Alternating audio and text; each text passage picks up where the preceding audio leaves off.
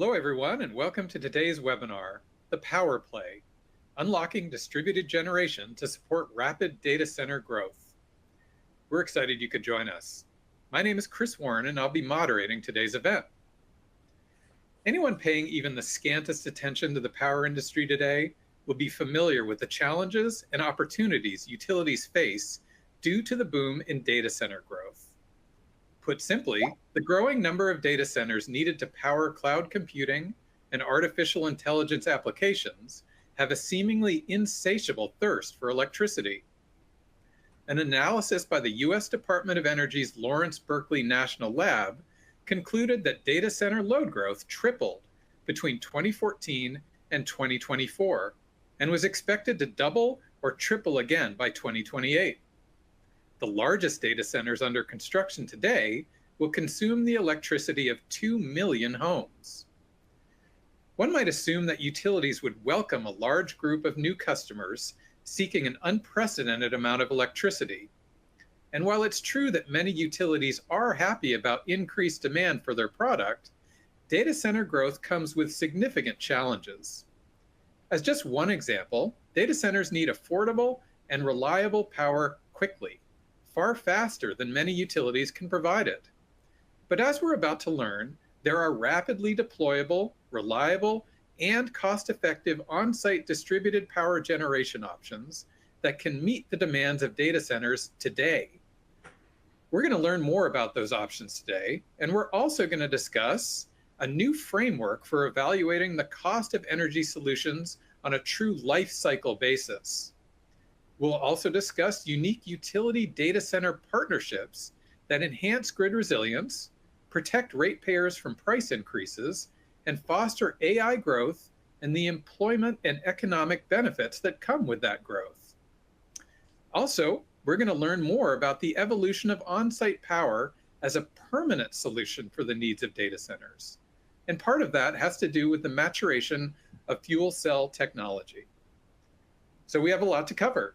And we're really fortunate today to be joined by two speakers with deep expertise and experience about how on-site distributed generation is uniquely positioned to meet electricity demand from data centers. With us today are Casey Mayers, founder and president of Megawatt Consulting. Also with us is Bala Naidu, vice president of energy transition for Bloom Energy. Now, before we get started, I have just a few housekeeping items. Please note the slides will advance automatically throughout the presentation. To enlarge the slides, click the Enlarge Slides button located in the top right corner of your presentation window. If you need technical assistance, click on the Help widget located on the bottom left corner of your console. We encourage you to submit questions at any time throughout the presentation using the Q&A widget at the bottom of your console. We'll try to answer these during the webcast, but if a fuller answer is needed or we run out of time, it will be answered later via email. Please know that we do capture all questions. All right, let's get this kicked off. I'm going to start by getting each of our speakers to provide a quick bio and introduction of themselves and their work. Casey, you're up first.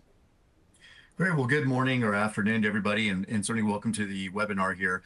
I have been focused on data center power solutions now for over a quarter of a century, and that even means deploying natural gas turbines and fuel cells going all the way back to 2001, so over 2 decades ago, and certainly doing, certainly well over 5 gigawatts of on-site generation solutions using turbines, engines, and fuel cells just over the last less than 2 years, and doing this throughout, about 24 countries, certainly throughout the United States. And so this is data centers are not just a passion, and along with energy and power for me, they've been my really life's work, and certainly on-site generation solutions are very, very familiar to me. It's my bread and butter and what I've been doing and focused on throughout most of my career. Great. Thanks, Casey. Bala, how about you? Good morning, good afternoon, everyone. It's great to do this webinar with Chris and Casey. I've been with Bloom Energy for a year, and I also have close to 25 years of experience in the power sector. I worked for turbine OEM before and worked on turbines and recips and now fuel cells. And we have a lot of experience working on on-site power generation solutions, implementing a variety of solutions for data center customers. It's great to do this presentation with you all. Great, thanks, Bala. Well, I was not joking when I said we really are lucky to have two speakers with deep experience and expertise. So this is going to be a really terrific conversation.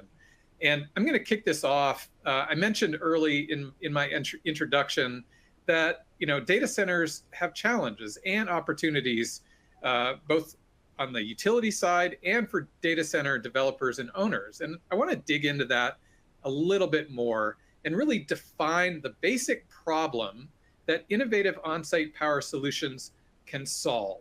So let's start with the problem. Bala, can you go first? Yeah, I think one of the key problems that people are trying to solve is power availability. As you mentioned earlier in your comments, data centers are consuming large amounts of power, and different types of data centers, AI versus edge or cloud data centers, and they use different amounts of power. And what has happened is all of them need power now. And the critical challenge today is it takes more than 10 years to build transmission lines. And when you buy GPUs that cost $50 a watt, you don't want to be sitting and waiting for your power as your GPUs depreciate. So most of our customers tell us they really need power now. And the second part of it is they need reliable power. It takes a lot of capital investment to run data centers, and they want to invest in reliable technologies to deliver that power. And then the third thing is you need clean power. Permitting and emissions are a major challenge. So those are the three problems that customers are trying to solve, where on-site power solutions could be a terrific solution to those challenges. Right. Well, and we're gonna get more detailed about the speed at which on-site power can be deployed. But before, we're going to get into that in a bit. But Casey, I want you to weigh in on the same question. What are you seeing as the problems that on-site power, solutions are solving? Yeah, I would say ultimately it's really going to be many solutions. But today it is definitely about speed and capacity. And we're certainly, I think, all, acutely aware that the electric grid is being, demand is significantly rising. And just as just as data centers alone, if we look at just some of the grids, we're asking for 3 to as much as 5 times the entire grid's capacity, such as an ERCOT, just within the next few years. Now, it's taken us over a century to build that capacity out, and it's not just transmission capacity, which often takes 7 to 10 years, and waiting for that. But there's also generation has to support that in the back end. And if we think about trying to add a 2 gigawatt data center campus, well, the last nuclear power plant of about that same size took 17 years just to build. And so it's not quick to add both the generation and or the transmission lines. And of course, so really a lot of it comes down to speed and bringing up that capacity very quickly. And that's where a bridging solution comes in. But if we think about it pragmatically, it is a very inefficient solution in many aspects. One, we're deploying a lot of capital to both bring in a bridging solution, as well as still retain the conventional diesel standby generation, which becomes a limiting factor to how big we can build a data center based on the emissions that those create. And so it's much more, I'm seeing more and more companies that are data center providers and owner operators starting to warm up and realize the fact that a bridging solution is really good, and sometimes that is necessary and the best option.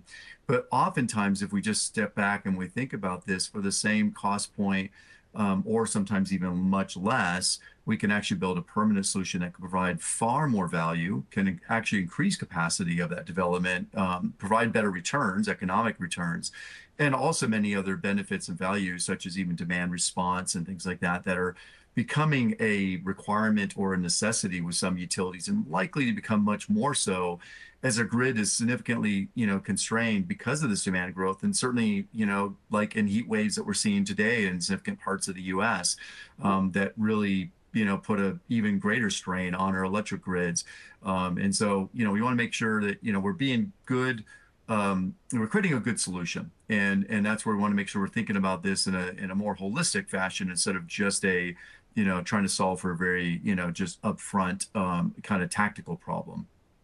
Right. Well, let's take a minute and really define what we mean by on-site generation options. Bala, I want you to go first. In my introduction, I talked a little bit about fuel cells, and we've already talked about engines and turbines. Would you mind going through viable on-site generation options today? When we're talking about this solution, what is it we're actually talking about? And as part of your answer, if you don't mind, I think it would probably be helpful for the audience to learn a little bit more about the development of fuel cell technology in particular, because there's been some real advances in recent years. No, absolutely, Chris. I think the key thing is on-site power solutions are nothing new, right? They've been around for a long time. People have used it in other industries for a long time, ranging from a few kilowatts to a few megawatts. I think the key part of it right now is data centers that have long relied on utilities to supply power. And as the capacity size of the data centers increase from a few megawatts to hundreds of megawatts, they are becoming dependent on on-site power solutions as well. I think you mentioned recips, turbines, and fuel cells. Those are the commonly used technologies for on-site power generation solutions, in addition to backup generation or renewables. And generally it's not easy to implement them on site. Turbines, recips, and fuel cells have become the default norm these days for on-site generation solutions. So I'll address each of these technologies and give all of them have their specific fit on where they play well. Turbines, as you know, turbines come in several sizes, from a few megawatts, micro turbines, to large 500 plus megawatt turbines. Typically, when you come to on-site power, you're really dependent on the smaller size turbines, not the 500 plus megawatt turbines, because they take up too much time, too much space, and it doesn't really fit in an on-site threshold. So that is one. And then the recips, they're also available in several sizes, from a few kilowatts to 10 to 20 megawatts. And they also come in different types of configurations, from high-speed diesel recips versus medium speed to low speed. Typically, customers depend on 5 to 10 megawatt recips for on-site power generation solutions. And then fuel cells. It's interesting, recips and turbines have been around for 50 to 100 plus years. They're usually considered as a first choice. But the key thing to note is fuel cells have been around for a while too. Bloom Energy in particular has been around for 20 plus years. And this technology has come a long way since the early days. And our typical size range is about 300 kilowatts, but we can build them in large blocks. And we are becoming a choice, a very competitive economical choice for on-site power generation as well.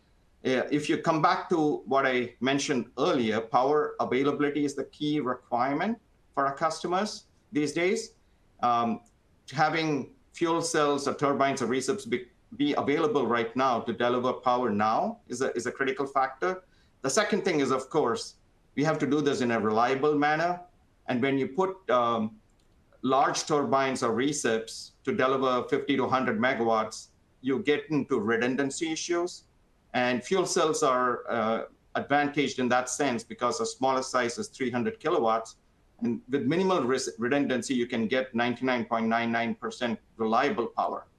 And then final aspect of it is emissions. All of them have different emissions levels.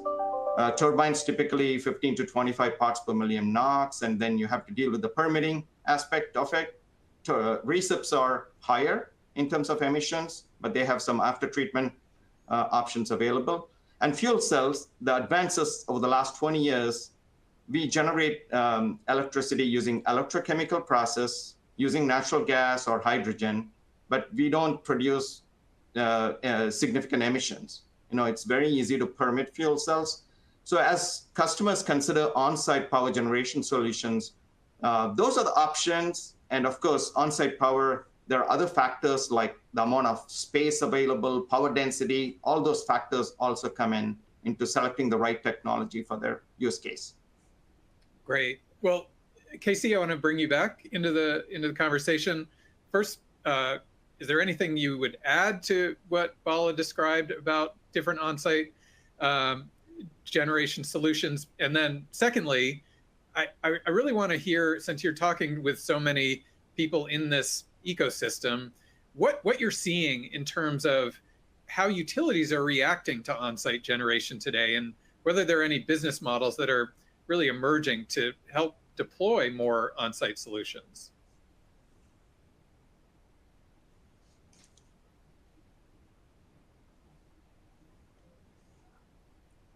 Casey, you with us? My pardon there. I accidentally had it on mute, forgot to take that off. But Okay, yeah, two great questions, Chris, and I'll certainly address that first one. Bala's right. Our three key technologies to support on-site power for data centers today are turbines, engines, and fuel cells that are fueled by natural gas. And natural gas, of course, is clean. Those technologies have been around a long time. Interesting enough, fuel cells actually were invented back in the 1840s. So it's actually the oldest of those technologies, which is quite surprising in its own. And yes, it's certainly further developing. And having developed 100+ megawatt solutions with all three of those technologies, and I'll just say this, there are data centers of 100+ megawatts that are already operating on these technologies today, and or other very sizable data centers that are operating these technologies today, including AI workloads. But these workloads do vary. They do ramp up and down quite a bit. All internet workloads do. And they also, data centers, we think about it, we really phase in data centers. We might think about that 2 gigawatt scale data center, but we can't throw a 2 gigawatt power solution at it, expect it to support that first months of 1 megawatt, and the next month at 2 or 3 megawatts of load, right after commissioning. It takes time to ramp in those data centers. So those are our three best technologies that keep the data center operating full-time 24/7 and with those variable workloads. And that all of these technologies all work very well. They all have their pros and cons. And certainly, that there's positives, positive attributes to each one. And it's important to make sure to analyze and really look at those positive attributes. And as Bala said, fuel cells have really come a long way. And so much so that I've been able to compress as much as 100 megawatts into an acre and a half of Bloom fuel cells onto a data center project and have that be powered in island mode full time, with those. It is a viable technology for these kinds of solutions of today that we need.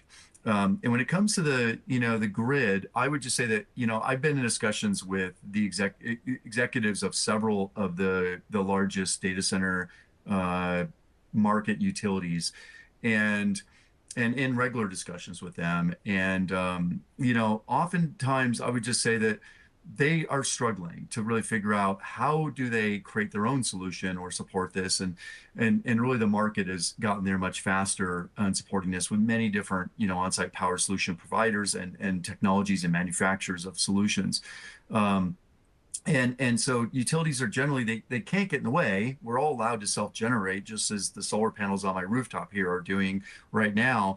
And we can go ahead and self-generate on site. The utilities can support that. In most cases, they do support it. They want to. And they're developing separate teams that are focused on just on-site generation, and also specifically for data centers, because so many data center owner operators, developers are having to look at or go deploy on-site power solutions in order to bring on that capacity sooner, or augment the utilities capacity that they have, and or also provide some long-term demand response. And of course, as I said too, it can also work as also a replacement to conventional standby generation, and combine all that into one solution.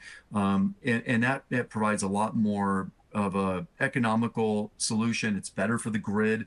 It's more economical for all ratepayers. It tends to be better and more economical for the data center customer to look at it as a more integrated solution and holistic solution. And so utilities are, I would say, embracing is maybe not the right word, but they're at least,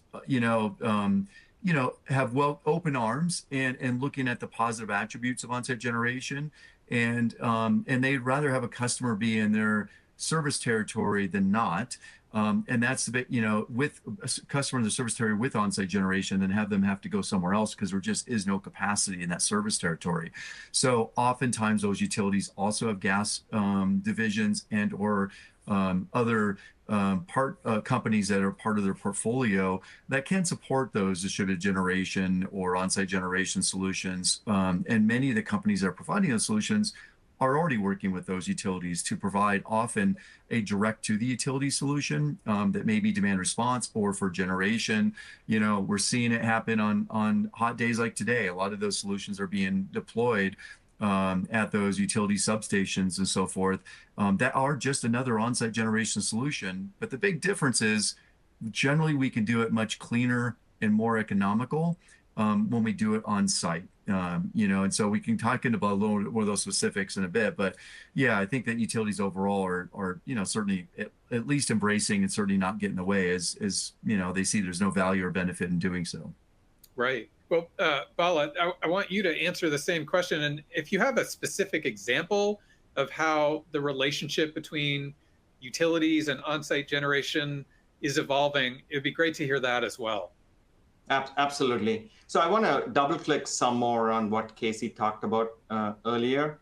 I think one thing I want to put in the plug for is, in order to get the right insights, we just, Bloom Energy published the 2025 Data Center Power Report. We interviewed a lot of hyperscalers, colo providers, and utility executives.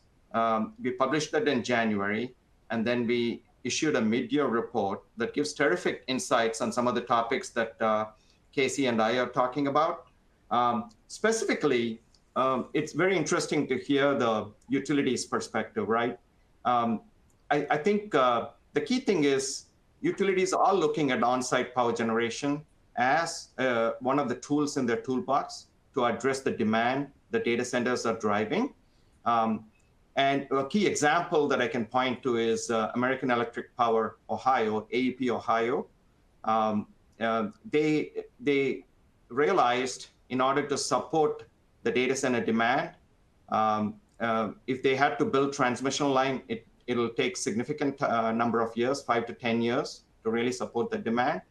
And so we have an agreement with AEP to supply fuel cells, and they are actually purchasing the fuel cells, co-locating them at the data center, at the site for the data centers, and supplying them the power. So that's a terrific solution because you are utilizing an on-site power solution like fuel cells that are available today and solving a transmission constraint, but you're also constraining the costs of that solution to that particular customer.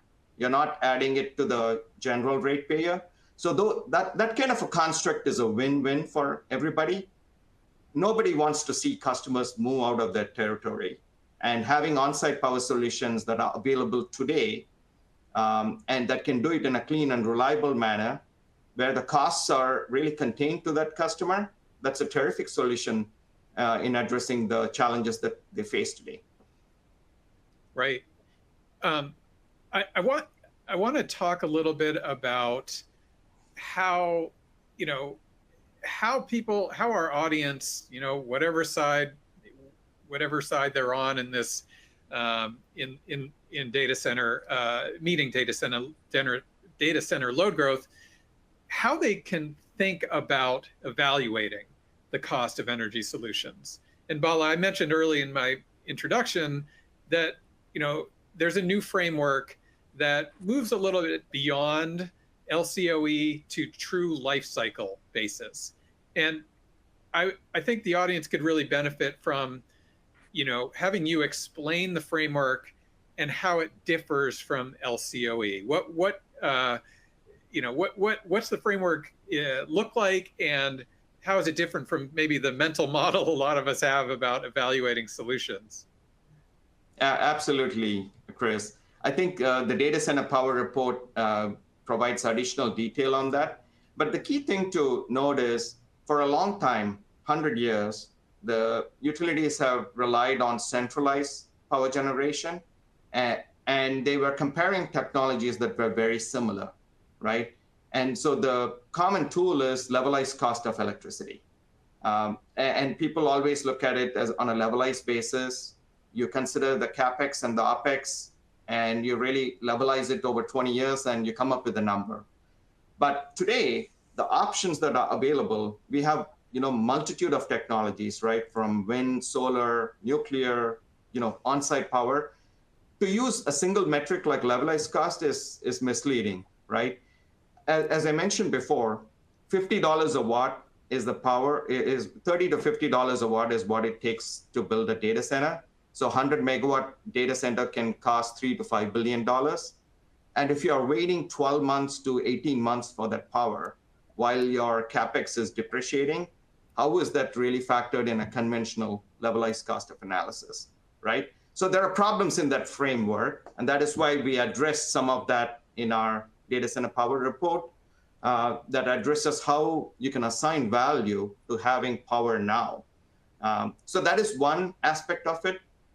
We know the supply chains for power equipment are generally stressed.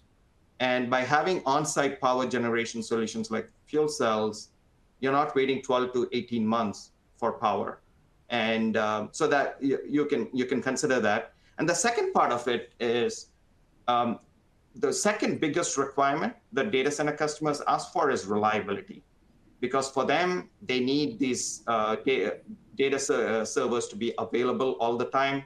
3 to 5 nines of reliability is what customers typically ask for. And the only way you can do that is you build redundancy into the system.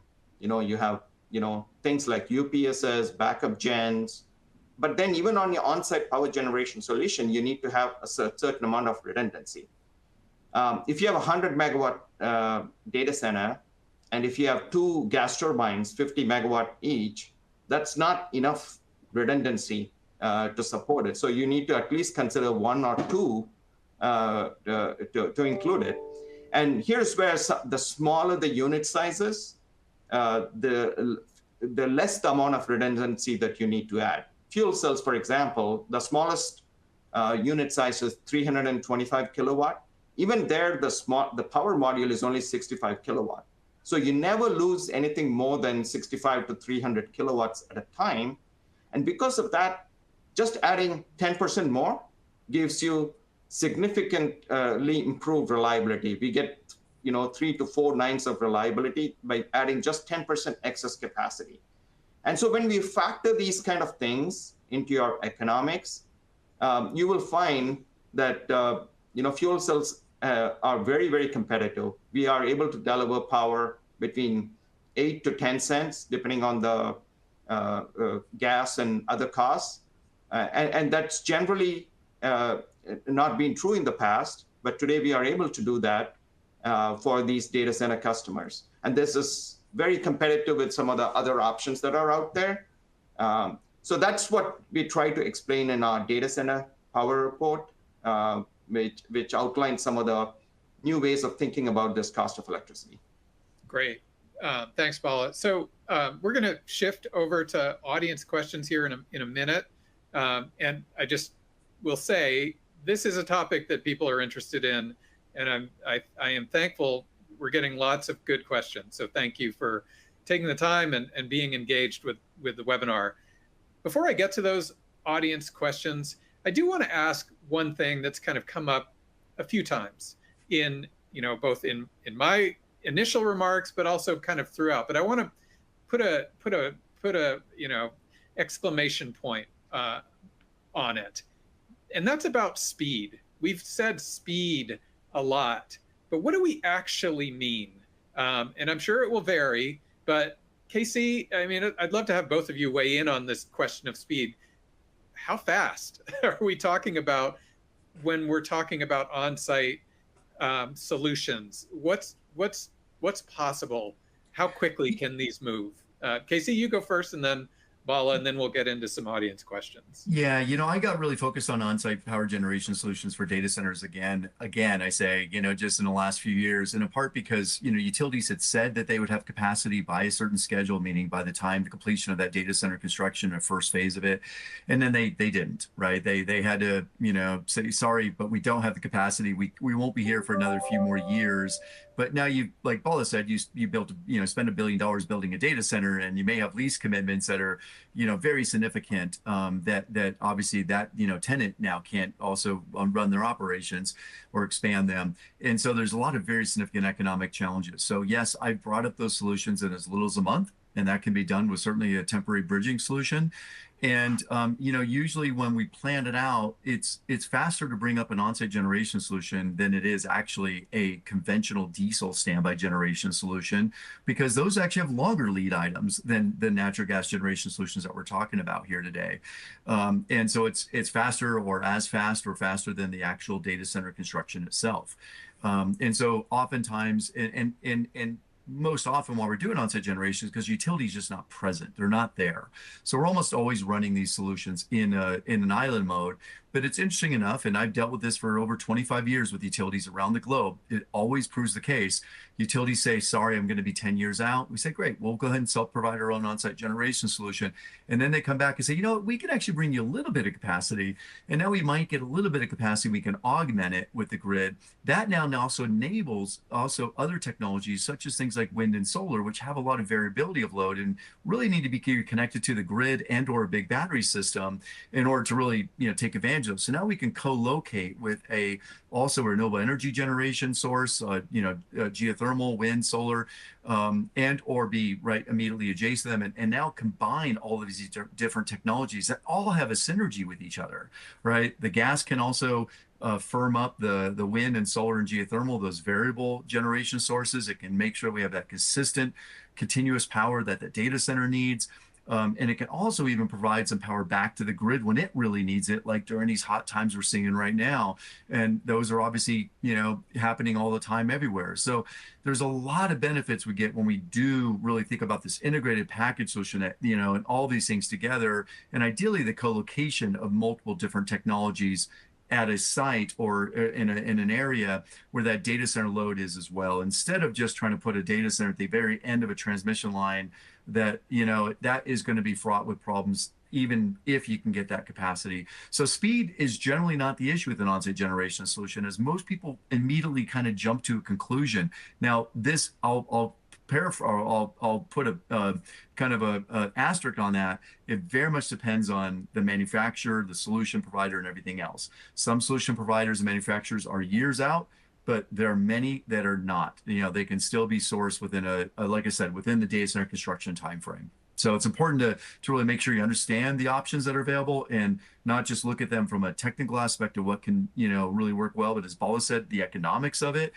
And I agree that, LCOE is not the right metric to be, putting as a blanket, use across these.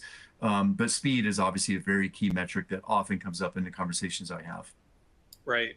Bala, anything you would add to that? Absolutely. I think I agree with Casey. I think speed means different things to different people. And we see sometimes days, months to years in terms of the need. And typically when it is islanded solutions, that's when people want to move fast. If it's grid connected, then it's a little bit longer. And then the other thing that drives speed is, permitting. In some cases, depending on where the site is located, the permitting might take a significant amount of time. If you have technologies that don't emit pollutants as much as like the fuel cells, then that it definitely makes that permitting timeline much shorter. But I agree with Casey. I think there are a lot of things when it comes to construction of data centers. And the key thing is power generation solutions, we don't want to be the limiting factor. There are other things that drive it, and we don't want to be the limiting factor. But clearly, as the demand goes up significantly, there are some challenges that some technologies have in meeting that on a time-efficient manner. And our fuel cell supply chain capacity is significantly enhanced so that we can meet those requests pretty quickly. Great. All right. So now we are going to shift into audience questions. And there are a lot. And let me just say up front, I apologize if we don't get to all of the questions. There are many. So let me start with this one. And this is a topic that came up in our conversation, but I want to see if there's anything else you would add to this. The question is, how can on-site generation solutions protect utility customers from big rate increases? That is obviously a big concern these days. And anything else either of you would add to that about how to think about on-site generation solutions providing some protection against these big rate increases? KC, Bala? Yeah, I'll jump in real quick on this. I'd say, for the most part, data centers we're paying for the capacity that comes to our sites. We're paying for the energy, not just the power capacity, but also that transmission capacity, as well as, of course, the energy. And often we're paying more than our fair share, meaning we're paying a higher, burden cost as a big industrial customer than a smaller, residential or commercial customers paying for that actual cost, right, to serve that load. When we add on-site generation, we actually don't add any cost to the grid if we're doing island mode. If we do it, actually, when we're connected to the grid, we actually are benefiting the grid because we're providing demand response, providing demand response, or at least peak shaving or some other demand curtailment that is far cheaper and by far the best option to the grid from a cost point of view, an emissions point of view, and many other factors. Instead of deploying, as we're seeing run right now, a bunch of generators that are basically the same cost point, but are running for 20, 30, 40 hours a year, right? I mean, it's absurd. And of course, we do that in data centers with backup diesels, but it's really absurd when we do that with natural gas, instead of doing it with a system that can absolutely flex and flow with, both that demand curtailment to the on-site gen, as well as the on-site generation, also exporting capacity back to the grid. During those peak times, it's mutually beneficial to everybody, all ratepayers. Right. Yeah. Well, would you add anything? Absolutely. I think we are all talking about the heat wave on the East Coast, and when you build large centralized power plants and most of them lose 20 to 25% output on a hot day when everybody's turning up their air conditioners, as Casey says, building distributed generation really offers resiliency to the whole system. So there is definitely system-wide benefits to having on-site generation. And I think that's one way it actually helps lower the cost for everyone. Right. Okay, so the next question here is also something that was mentioned, but I think we can go into a little bit more depth. The question is, what role do batteries play in fast, reliable on-site power? People talk about batteries a lot. KC, do you want to start? Yeah, interesting enough, in my systems that I've deployed and helped, lead the engineering and installation of, we always provide at least a provision for a medium voltage battery energy storage system to be, integrated into that system, but I've yet to do it. It just hasn't been needed yet at the projects I've worked on. Now, no doubt there are benefits to the battery energy storage systems, many benefits in both directions, as well as and that's particularly true when we have a data center workload that's highly variable. That's where a battery really becomes very important and valuable. Now, realize that battery does cost more per megawatt of capacity than generation does. So often it's not the first line of defense, and it can't really provide that long-term ride through or just generation capacity such as generation can. But we do always at least provide a provision for it, and I think we're going to start seeing it deployed more often to mostly support AI workloads. It's not so much the ramping up, as almost all generation technologies can ramp up very, very, very quickly, usually from 0 to 80% within a second, and do that very well and reliably. It's more the ramping down of those workloads. When they immediately fall off, that becomes a little more of a challenge. And that's where a battery becomes an ability to absorb some of that excess, generation the system, both from whether it's the grid connected and or on-site generation. Either way, it's the same benefit and value. And so I do see utilities already starting to ask us, we want, or tell us, we want you to have a battery energy storage system on site, because otherwise you're causing us problems on the grid. And if you think about it, if we're a 1 gigawatt load at a data center and it's highly variable, we're now the tail wagging the grid dog, right? And that becomes highly problematic, is instead of those big power generation, grid connected power generators setting voltage and frequency, we're now able to now control and affect that, with this big load connected. So there's definitely some really problems with that we have to make sure we address. And on-site generation along with storage are absolutely the best ways to solve for that. Bala, anything you Yeah, would add? I'd like to add, I want to take this opportunity to correct one common misconception that people have. Fuel cells are not batteries. In fact, fuel cells operate on natural gas and produce electricity. We don't, we're not storing electricity for use later. But I agree with Casey. Today, most data center customers will have UPSs, but they have not included batteries. But that potentially could change with a lot of the AI workloads that people are seeing. Casey is right that different technologies can address some of the ramping requirements. I will just double click on how fuel cells do it. Fuel cells have a built-in capacitor, ultracaps in our system. And we have had this for over 10 years in microgrid installations. What this does is this addresses step load capability. When you have large training loads, other technologies may resort to utilizing batteries, but with fuel cells, we address it using ultracaps. And that really gives instant response to AI loads. And so that is one area where we are slightly different from the other technologies. We are happy to use batteries as well as needed, but we have some built-in capability with our ultracaps also. Great. Okay, next question. And this is an interesting one. What are key siting factors that data center developers are looking for? Is it primarily interconnection timeline, i.e. capacity, or are there other factors like water, land, regional location, fiber access? Who wants to take that first? Yeah, I mean, I'll answer that real quickly. As somebody who works with a lot of data center developers, and is effectively one myself and developed projects and around the globe, and done data center site selections for 2 of the hyperscalers, for around the globe. It is all those things. It's certainly it's not just where is our power capacity and the speed to it that is most important today, but it's also, of course, the fiber. Is there water? Although typically most of the cooling systems are they're not a consumption-based water cooling system, so water isn't really that important anymore. Climate is important. Location is almost more, and tax incentives and things like that are important because we're spending billions and billions of dollars, to build it, but also continuing to make upgrades and on the IT equipment and so forth. So there's a lot of expense. There's a lot of tax benefits to the local economies, even with those tax incentives.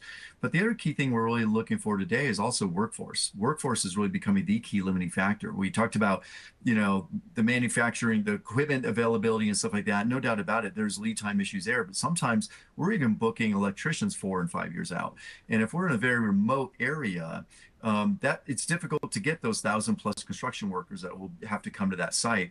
And and the traffic flows and everything else that deal with it, the housing that may have to be dealt with, that it, be put up to temporarily or whatever to manage, these large construction work teams that come into a site that may not have really the capabilities to support that. So that is very key to be in a market that not just has the power capacity, but also can support all of the shipment of goods, the workforce, and of course not just the construction workforce, but the ongoing workforce. It's a place where they want to live and be. There's still going to be hundreds of people working in that data center on a permanent basis, and it's got to be in a place where they also want to live. Right, Bala, would you add anything to that? I agree with Casey. I think a lot of all of the above. But I think what we have seen is it really depends a lot on the use case for the data center, whether it's training or inference. And if it's training, these are large data centers, and for them, access to power has become the critical issue. That's what our survey in the data center power report really highlights, power availability. But historically, we have seen things like local land availability, how much footprint do these technologies take? That is another factor. And then, of course, access to fiber and air permitting. Those are other factors that drive that selection as well. Right. Okay, here's another question, which, again, we kind of touched on, but, digging a little deeper. And the question is this: recips from some core OEMs currently have long lead times, especially ones with greater capacities. How do we think this impacts the viability of on-site generation / microgrids in the next few years? Bala, do you want to take that first? Absolutely. I think, as I mentioned, if your AI data center, if you have spent $50 or $5 billion to build a data center, you certainly don't want to wait 1 year where it can depreciate by 10% at least, right? So I think material availability, power equipment availability is a core issue. I think what we have seen in the news is turbines, the lead times have been stretched from what used to be 12 months is 24 plus months nowadays. Recips, the large ones, definitely approaching the timelines that is described by that question. What we do is, I think what customers can keep in mind is there are multiple options, right? 20 years ago, fuel cells were not even considered for on-site generation, but now they are considered. And the key thing with Bloom fuel cells is we don't use precious metals or hard to get materials. So our supply chain is very flexible, and we are able to deliver power at the low to medium voltage levels that customers need. And so you really are not behind the timeline in terms of getting high voltage equipment and step down transformers and all of that. So there are simplifications that you can implement when you're doing it on site, where our technology reduces the cycle time for some of these projects. Casey, would you add anything? Yeah, I agree with everything that Bala said, and certainly those are all key considerations. And sometimes too, we don't always have a real choice as to where we might locate a data center, because we have to be where obviously us the users are. But to your question about availability of engines and turbines and fuel cells, all of them have gone up. There's a lot of demand going on, and that demand is certainly from data centers, but also from other industries as well. We're seeing a lot more chip manufacturing and electrification of transportation and just overall electric load growth. And so all technologies are under increasing demand, and thus longer lead times. I'm still not having a problem getting availability of equipment for the projects I've been working on. And I think that's a lot of it because I developed really good long-term relationships with these manufacturers, and I know what they can do, and I know what other options are available on their palette of solutions, as well as from other manufacturers. And so I think a lot of people, as I mentioned earlier in the webinar, get very kind of myopically focused on just one solution. They may just say, oh, I just need a turbine, or I just need an engine, or I just need called this one manufacturer. I think that's really a bad approach, right? Because you're going to have to be flexible and nimble and adjust. One technology or one company is not going to solve for every single site needs that you have. And oftentimes the best solution is a mixed solution, as I said earlier. It's not a one technology solution. Oftentimes when we combine these technologies, we actually get the best optimized, outcome. It doesn't mean that's always the case, but as Bala said, there's a lot of very key considerations about the site as to what we develop.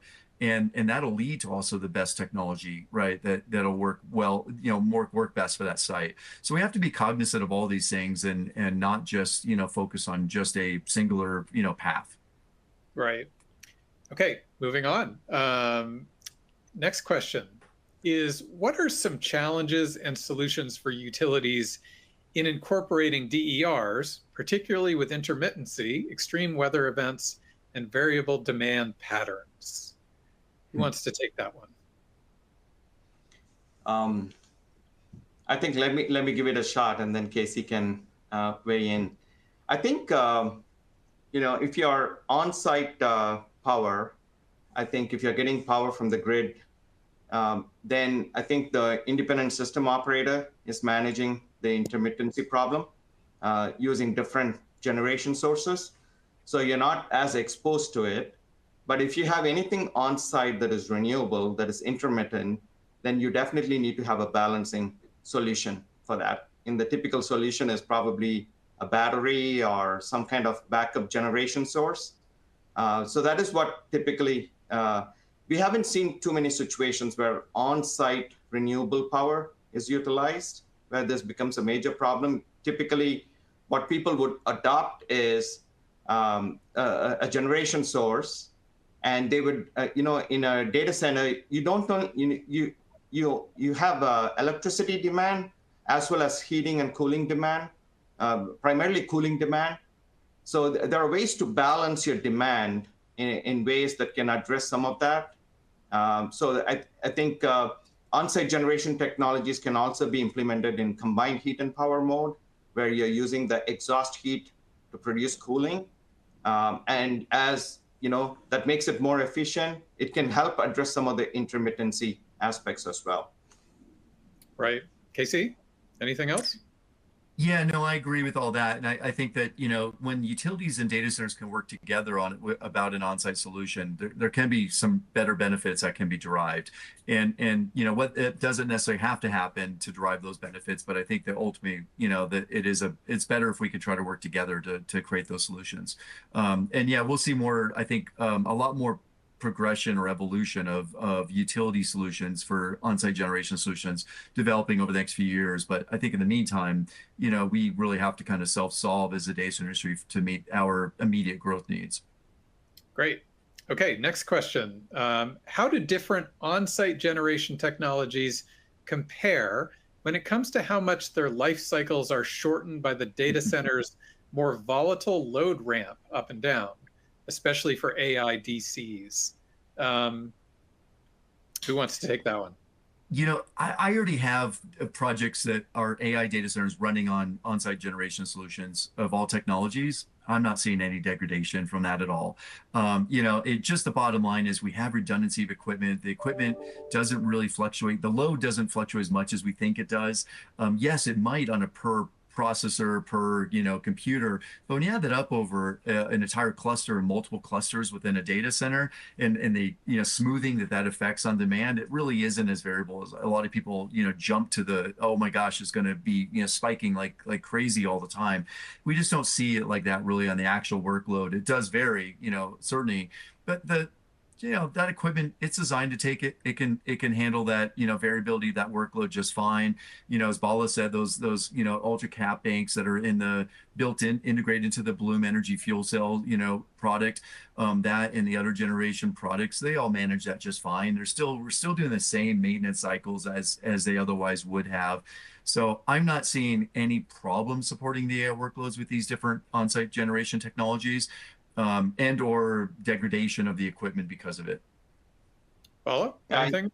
I want to add, I think the key thing to recognize is it's a system solution, right? It's not just one technology that solves it.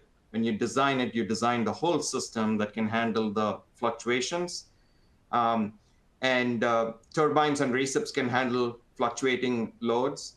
And fuel cells can handle load fluctuations as well. We are capable of doing 100% load a minute with our fuel cell technology. And with ultra caps, we can do step loads as well. So, and then you combine it with whatever storage or other heating loads, cooling loads that are so some of this gets dampened, and all of that needs to be considered in the life cycle cost of electricity. And that's those are some of the things that we are highlighting in our data center power report as well. Great. I just want to let the audience know we have about 5 minutes left. We're going to use all of it. We're going to get through as many of these questions as we can, but we are not going to get through all of them. There are many. And again, I want to thank the audience for being so engaged. Okay, so next question. Can you say a little more about the role of SMRs and microreactors? Interesting question, obviously something that people are thinking about a lot today. Casey, Bala, who wants to tackle Yeah, that one? I've evaluated all of the SMR companies, and certainly that is an option for data centers. And I would just say this: they're not an option today because we don't have any deployed today for data centers, and they're still, I would say, years away, right? And so before we'd actually really have them deployed, and there's a lot of, I think a lot of people get really excited thinking that SMRs are a silver bullet. Well, they're not available today, so that but in the future. The challenge with SMRs is that they actually, when we add the space efficiency, the space needed for SEVAX and everything else, and access to them, they actually take up more space than these other technologies, all of these other technologies today we have available today. And also, they don't talk about step loads and variable workloads. They don't handle those variable workloads. Nuclear power plants have always been designed and built, and all the SMR manufacturers will admit to it straight up that they really need a base load. So yes, they're fine for base load, and a data center can provide that to some extent, but not for the entirety of the load. And also, if you think about a 20 meg, SMR, and now you have to have another 20 meg block as a redundant block running all the time, but now it has to be loaded. That really makes it very complicated for a behind the meter, islanded solution. Connected to the grid, absolutely. That's where SMRs can really, have a significant play. And I believe we'll certainly see more of them. But I just want to caution people, I don't think it's going to become the dominant solution for on-site power solutions for data centers. I don't think it will become the dominant solution for powering the grid, as it hasn't, right? We've been at roughly at 20% in the US, 20% nuclear of the grids, US's grid has been nuclear powered since I was born, which was quite a long time ago, and it hasn't changed. And so it isn't easy to add those nuclear power plants. We saw Vogtle, last nuclear power plant, like I said, took 17 years to build and went 17 billion over budget. That it did bankrupt one very significant company, nearly bankrupted a very significant utility. That makes it very risky for anybody to go and develop, nuclear power, and even for a data center owner operator to develop SMRs with a new technology, new companies behind it, and also a new way of solving for it. Now, I'm not trying to minimize it. It's going to be a viable solution, but there's a lot of challenges and risks that we still haven't, I think, crossed that threshold of where we can say we're ready to go with it, compared to the other technologies that are already, serving our data centers today. Right. Bala, anything you would add? No, I agree 100% with what Casey said. And in my view, they are 5 to 10 years away. And a lot of the, public perception issues need to be addressed. But it'll be great if they are available and in 5 to 10 years. But a lot of challenges remain. And as Casey mentioned, it's not the silver bullet. You need a combination of technologies to solve the challenges we have today. Yeah, and I'll just add, while I'm enamored with low and no emission solutions, and nuclear power is that, but so is solar, wind, geothermal, and fuel cells, very low emissions, right? And so, I think we should really be looking to, these technologies and realize that the grid creates a lot of emissions, and we can actually create less emissions when we generate on site, and we do it in an optimized fashion and very cleanly. And particularly when we, get rid of as much as we can that diesel generation that tends to be very, very bad. Right. Okay. Well, we could have a 2 or 3 hour webinar. We could keep going if we kept answering all the questions, but I don't think anybody, even in the audience, has time for that. So we're going to stop here. If you want to learn more about this topic, and Bala mentioned this a few times, you can download Bloom Energy's 2025 Data Center Report either by scanning the QR code on the screen or clicking on the link in the resources tab. So I definitely encourage you to do that.